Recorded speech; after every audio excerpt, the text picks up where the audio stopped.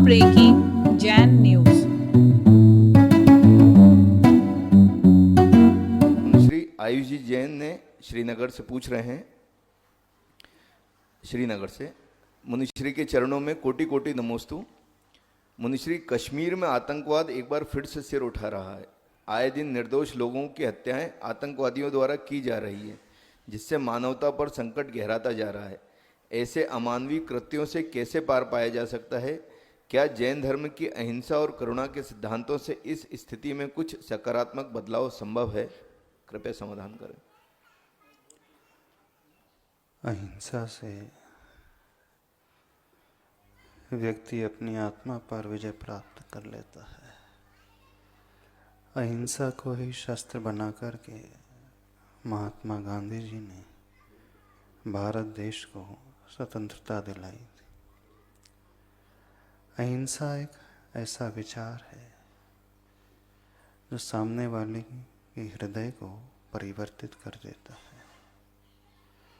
जब हम अहिंसा की भावना से भरते हैं, निस्वार्थ होकर के, तो दूसरों को भी वैसा ही मौका देने की कोशिश अवश्य करते हैं। भगवान महावीर का सिद्धांत जियो और जीने दो का सिद्धांत है।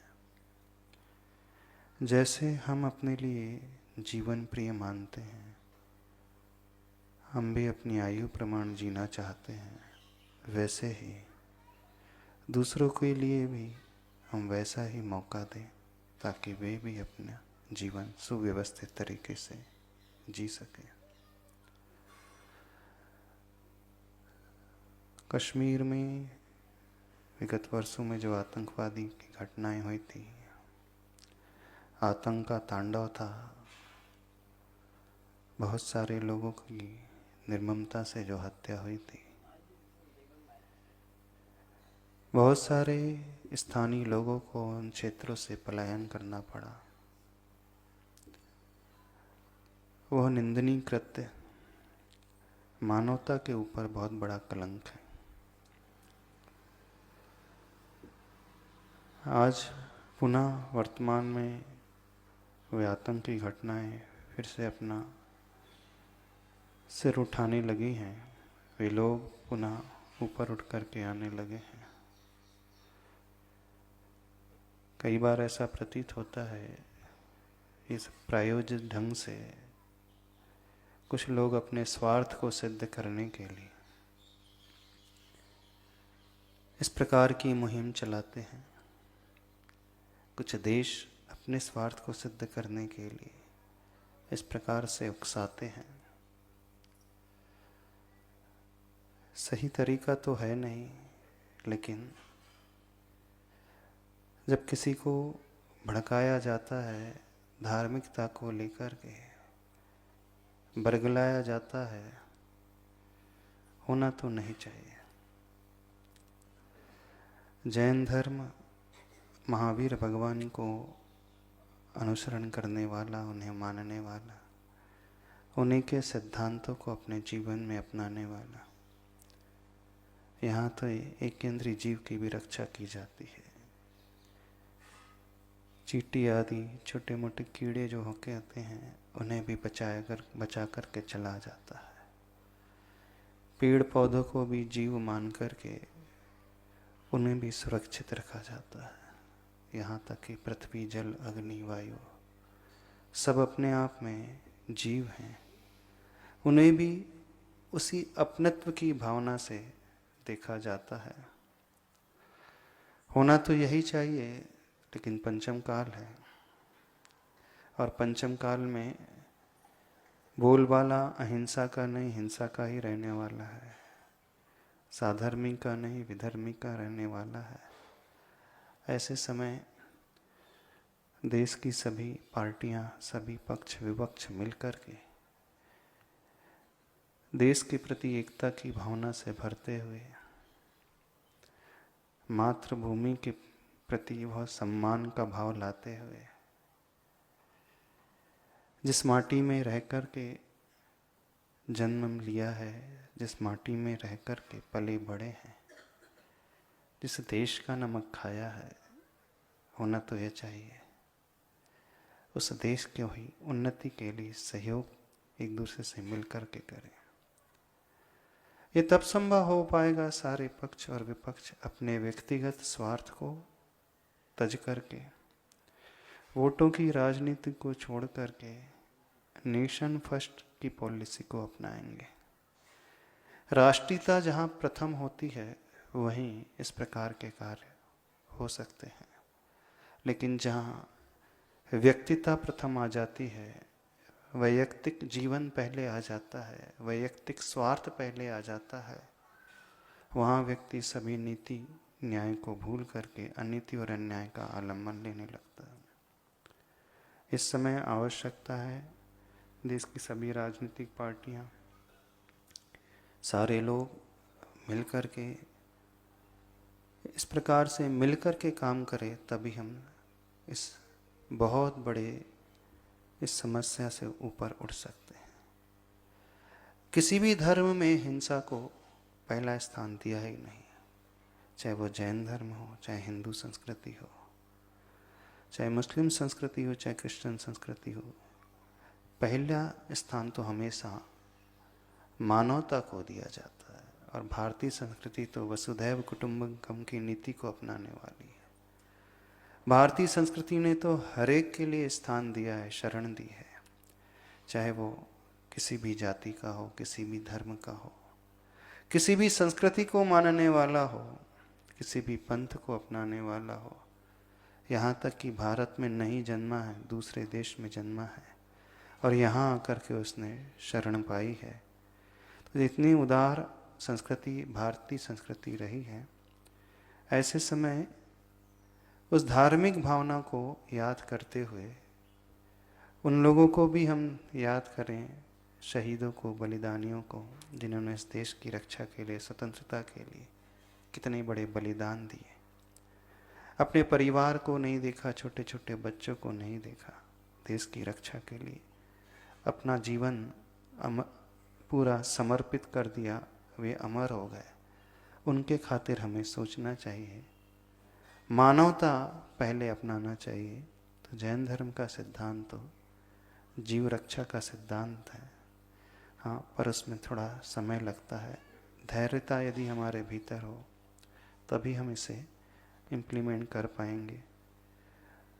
होना ये चाहिए, जिस धर्म के भी गुरु होते हैं उन गुरुओं को आह्वान करना चाहिए अपने धार्मिक स्थलों से कि मानवता के ऊपर कलंक न लगे, मानवता हम सर्वप्रथम अपने जीवन में अपनाएं। क्योंकि जब धार्मिक गुरु आह्वान करते हैं तो उसका अमल सभी लोग, सभी जाति के वे लोग करते हैं। इस प्रकार मिलकर के सर्वधर्म सम्मेलन जब हम बात करते हैं, सभी धार्मिक गुरुओं को एक मंच पर लाने की बात करते हैं, तो यह बात भी होना चाहिए प्रत्येक धार्मिक गुरु अपने अपने इन्फ्लुएंस से, अपने अपनी प्रभावना से उन्हें प्रेरित करें राष्ट्र धर्म निभाने के लिए, अहिंसामय करुणा धर्म निभाने के लिए, मानवता को धर्म के निभाने के लिए। तभी इसमें से कुछ रास्ता निकल सकता है, उसके अलावा और कोई रास्ता नहीं हो सकता है। हाँ, यह भी ध्यान रखें कि ऐसा तो नहीं अड़ोस पड़ोस के लोग अपने स्वार्थ को सिद्ध करने के लिए इस तरीके को अपना रहे हैं। तो सेना को भी, इस प्रकार की एजेंसी को भी सतर्क होकर के कार्य करना पड़ेगा। सारे संगठन मिलकर के कार्य करें, आगे आए, तभी कुछ हो पाएगा। ये वैयक्तिक प्रयास से संभव नहीं है, ये संयुक्त प्रयास से ही संभव हो पाएगा। नमोस्तु महाराज श्री। विभोर जी जैन दिल्ली से अपना प्रश्न रख रहे हैं। नमोस्तु गुरुवर, मैं पेशे से एक डॉक्टर हूं और कई बार हमें अपने अधिकारों के लिए हड़ताल करने पर मजबूर होना पड़ता है। हड़ताल के कारण कई मरीजों को परेशानियों का सामना करना पड़ता है। ऐसे समय में क्या यह पाप का कारण बनता है? क्या अपने अधिकारों के लिए संघर्ष करना गलत है? यदि हम विरोध न करें तो सरकार हमारी मांगे नहीं सुनती। कृपया मार्गदर्शन करें। जापान जैसे देश में भी लोग अपनी मांगों को पूर्ण करने के लिए हड़ताल तो करते हैं। और मान ली कोई शू फैक्ट्री होती है तो वो हड़ताल इस रूप से करते हैं कि एक ही शू को प्रोडक्शन करेंगे, काम बंद नहीं होगा लेकिन इफेक्ट सामने नजर आएगा। और जो डॉक्टर्स होते हैं, वैद्य होते हैं, उनका धर्म तो सेवा का धर्म है, उनका धर्म मानवता का धर्म है। भगवान के बाद यदि किसी को याद किया जाता है तो वैद्य और डॉक्टर को याद किया जाता है। वैद्य दूसरे भगवान के रूप में देखे जाते हैं। ठीक है, जब हम आपके पक्ष से देखेंगे, आप यदि कुछ प्रताड़ित हो रहे हैं तो आप अपने एंगल से अपनी बात रख सकते हैं, उसमें कोई गलत नहीं है। पर बात रखने का तरीका थोड़ा सा सीधे बदल दे तो बहुत अच्छा होगा। अपनी बात मनवाने के लिए हम ये भी देखें कि कितने लोग सफ़र कर जाते हैं, कितनों को कष्ट झेलना पड़ता है। यदि एक पेशेंट ऐसी यदि उसे दवा ना मिले तो वो पेशेंट ही नहीं जाता है, बल्कि एक परिवार बर्बाद हो जाता है। और इतने सारे हॉस्पिटल से वहाँ 2-2, 4-4 यदि पेशेंट जाते चले जाएं तो कितने सारे परिवार जो है रास्ते में आ जाएंगे। धर्म पहले होता है। हाँ, अपनी बात आप रखिए, पर जो इमरजेंसी, हड़ताल भी करें लेकिन इमरजेंसी पेशेंट्स को उसमें कंसेशन में रखें। जब भी इमरजेंसी आए तो हड़ताल को थोड़ा सा साइडलाइन करते हुए पहले उनका ट्रीटमेंट करें, वो एक अच्छा तरीका होता है। दूसरे हमारे द्वारा प्रभावित ना हो, इस प्रकार का प्रयोग आप लोग अपने जीवन में अपना सकते हैं। महात्मा गांधी जी ने अनशन की विधि अपनाई थी। हाँ, हम सेल्फ पनिशमेंट दें तो भी सरकार प्रभावित हो सकती है, आपकी बात को बहुत अच्छे से संज्ञान में ले सकती है। इस प्रकार की नीति को डिसाइड करें तो अति उत्तम होगा। लगे तो सही आप धर्म के लिए, सेवा के लिए इस क्षेत्र में आए हैं। देखिए, आपका पेशा ना, डॉक्टर्स का पेशा छोटा पेशा नहीं होता है, सबसे महान पेशा माना जाता है, सबसे बढ़िया पेशा माना जाता है। वहीं पता चलता है कितनी करुणा है। करुणा से भर कर के आप एक बच्चे को बचाते नहीं हैं, बल्कि कई जीवों को जीवन दान दे देते हैं। एक मासूम बच्चा है, उसने क्या किया है? हाँ? जो जस्ट अभी जन्मा है, यदि उसे कुछ इमरजेंसी की नीड है, वो क्या करेगा बेचारा? यह तो सोचे। एक वृद्ध है, एक ऐसा पेशेंट है जिसे ऑक्सीजन सिलेंडर चाहिए, और आप लोगों की हड़ताल के कारण वो चला जाएगा। यदि वो आपके ही घर का कोई सदस्य हो, सीनियर सिटीजन हो, आपके ही दादा हो, तो क्या करोगे आप? तब तो करोगे कि नहीं? तो हड़ताल उसका समाधान, उसका रास्ता नहीं। और तरीके को आप अपना आजमा सकते हैं, और तरीके से अपनी बात को रख सकते हैं, सामूहिक तरीके से विरोध को प्रदर्शित कर सकते हैं। पूरा 24 आवर्स की हड़ताल ना करके कुछ लिमिटेड टाइम के लिए आप कर सकते हैं। ओपीडी 1 आवर के लिए खोल सकते हैं इमरजेंसी पेशेंट के लिए, बाकी के लिए आप थोड़ा सा डिले कर सकते हैं। कुछ इस प्रकार का पैटर्न अपनाएं तो बहुत अच्छा रहेगा, ताकि वे लोग भी बच जाएंगे और आपका कार्य भी पूरा हो जाएगा। हम नहीं कह रहे हैं कि आप एकदम सहन ही करें।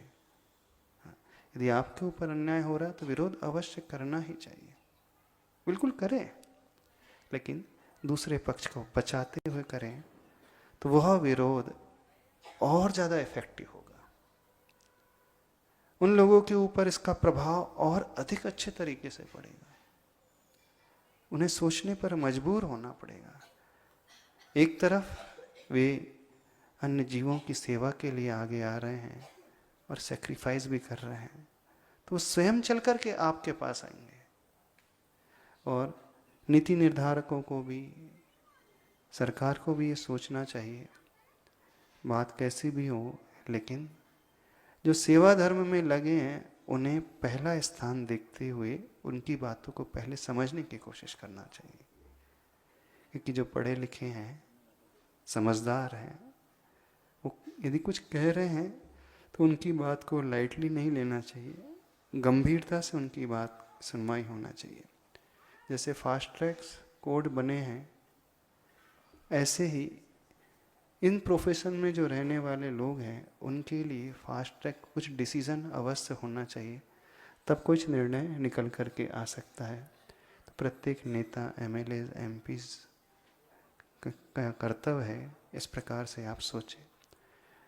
जो एडमिनिस्ट्रेशन में हैं वे लोग मिलकर के यदि प्रोटेस्ट करें, इस तरीके से साइलेंटली प्रोटेस्ट होना चाहिए, इस तरीके को यदि अपनाएं तो वो ज़्यादा प्रभावकारी होगा।